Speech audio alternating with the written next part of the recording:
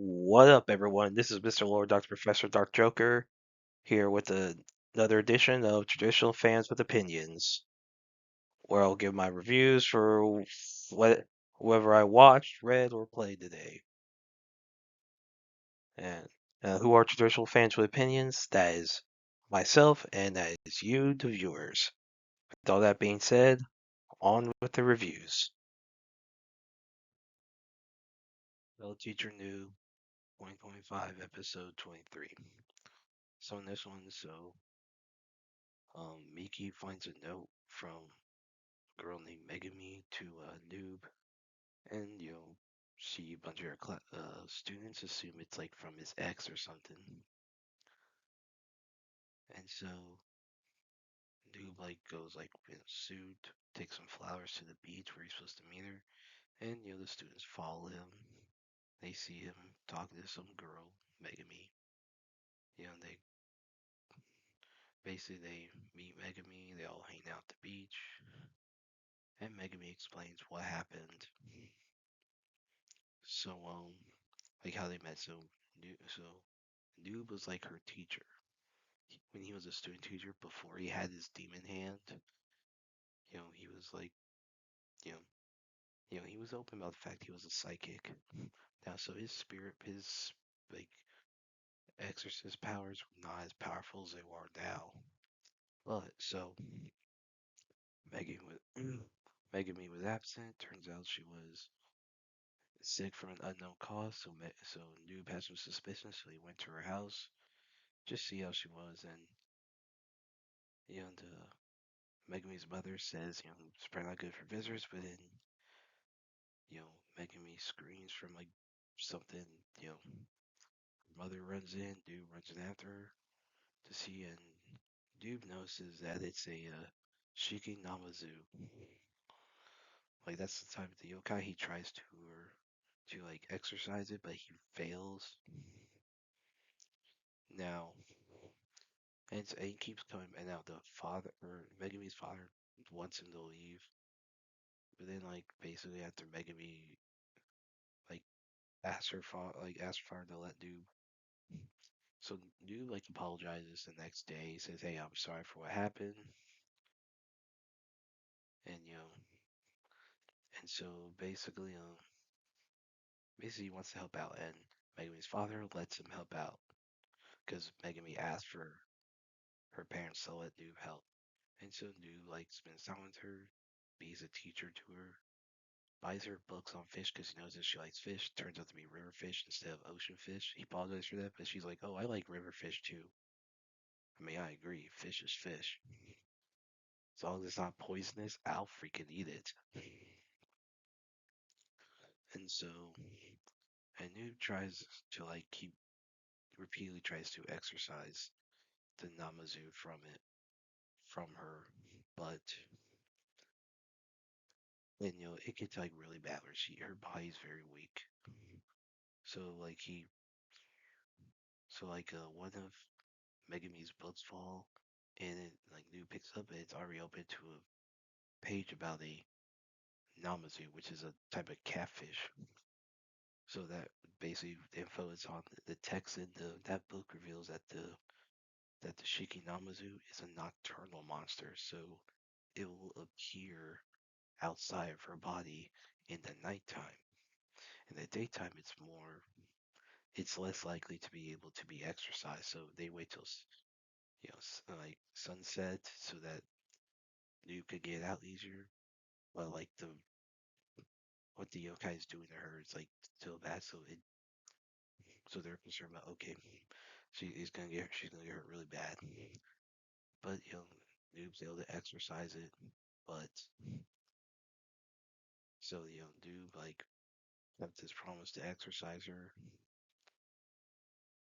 and in the present, Megami says that looks like Noob kept his other promise, and she's like, what other promise? And then flashes back so Megami, her body is very weak in the past, and it's revealed that she passed away, but before dying, she asked Noob to promise to become a full-fledged teacher to protect other students. And Noob, obviously keeps that promise. So it's revealed that the Megami that the students in Nube were talking to was her her spirit. So Nube met with the ghost at the beach.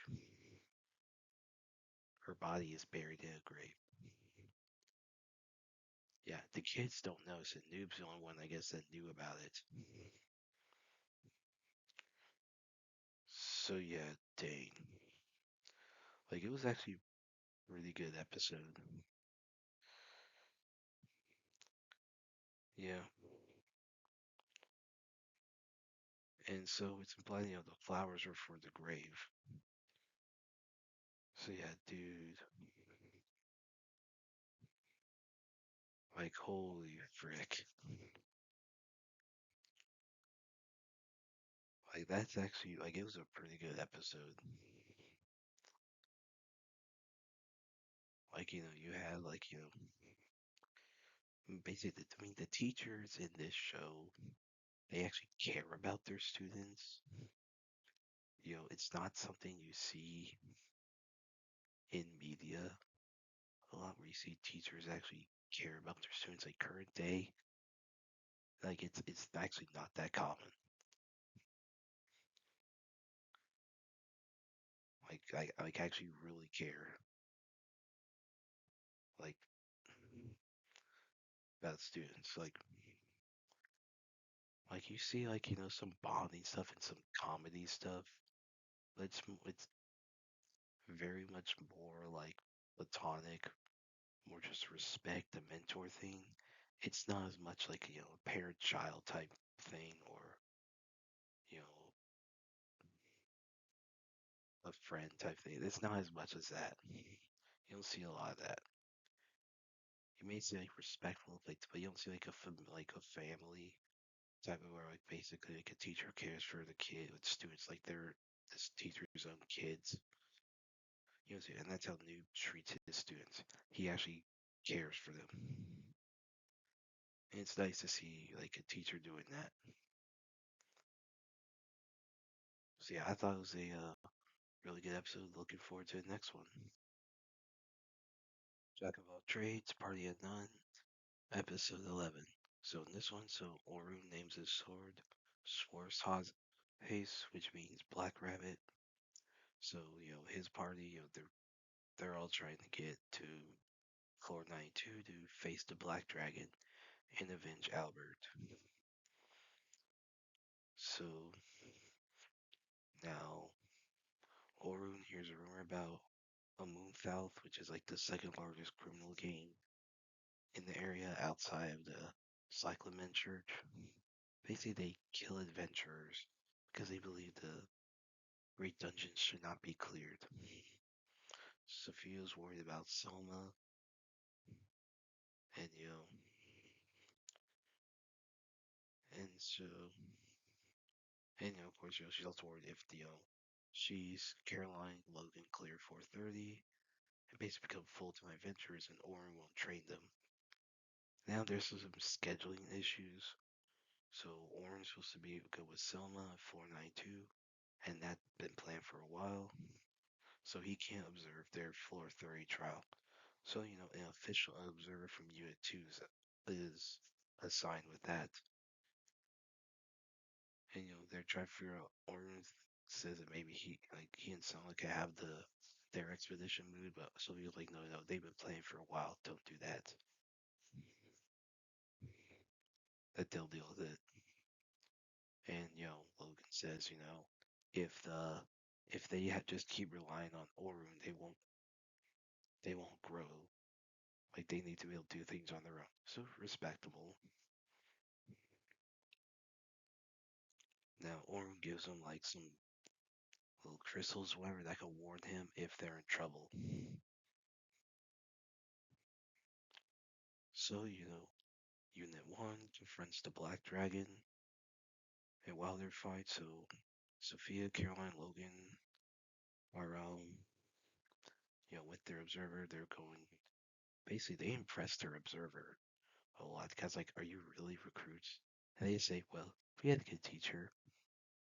So they go to floor 30, they see this other party, ends up being Skyon, and, in her group, who killed the observer and planned to use, the three kids in order to lure in the Dragon Slayer, which is, it's Orun.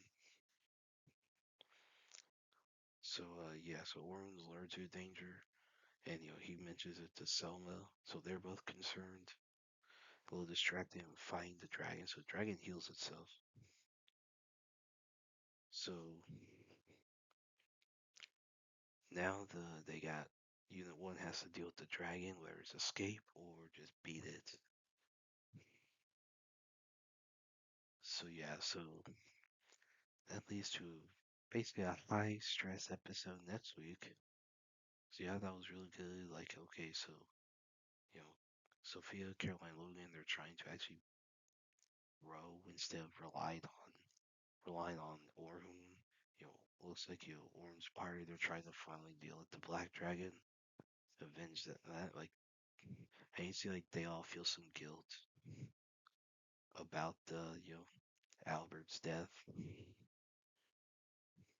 So you see all like like they all feel some guilt over it, and I thought it was you know I thought it was pretty good. I thought it was a pretty good episode. Looking forward to the next one. Shiboyugi playing death games to put food on table, episode 10.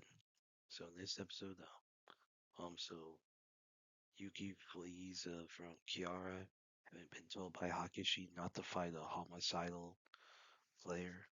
So Kiara's just killing a bunch of the bunnies, and Mogi, the other stumps, try to fill their quotas before the targets are run out, and then they start killing each other, to reduce the competition. So Yuki like fights Mogi, and then and Yuki just basically beats her, and Mogi's pissed off because basically she killed like basically like so Mogi had killed her own parents when Kiara was training her, but she never became strong. So Yuki kills Mogi with her own weapons. So Yuki sees like the corpses of Kiara's victims, including Sumiaka. Then she finds Akashi, who has been killed as well. And Kiara's there. So it was like next episode looks to be a fight between Yuki and Kiara. So that should be interesting. So yeah, I thought it was a good episode. Just very brutal. Like the fact that how they portray blood is like this white foam. It's weird. I personally would prefer they did actual blood, but I guess that's what the manga did. Like I don't know, I've not read the manga. If it is what the manga did, that's fine. But the white foam to like, I guess as far as like the people showing the games are more family friendly. But if it's done for censorship reasons, that's full of crap. But based on this, I think it's for the purpose. I think that's what the manga did, and that's fine. It does still add an eerie feel. But yeah, I thought it was a good episode. Looking forward to the next one. And that's it. Did y'all like the stuff I reviewed? And if you have your own opinions about all that, you can put all that in the comments. Thank you for watching, and like, subscribe, and all that. And look forward to the next video.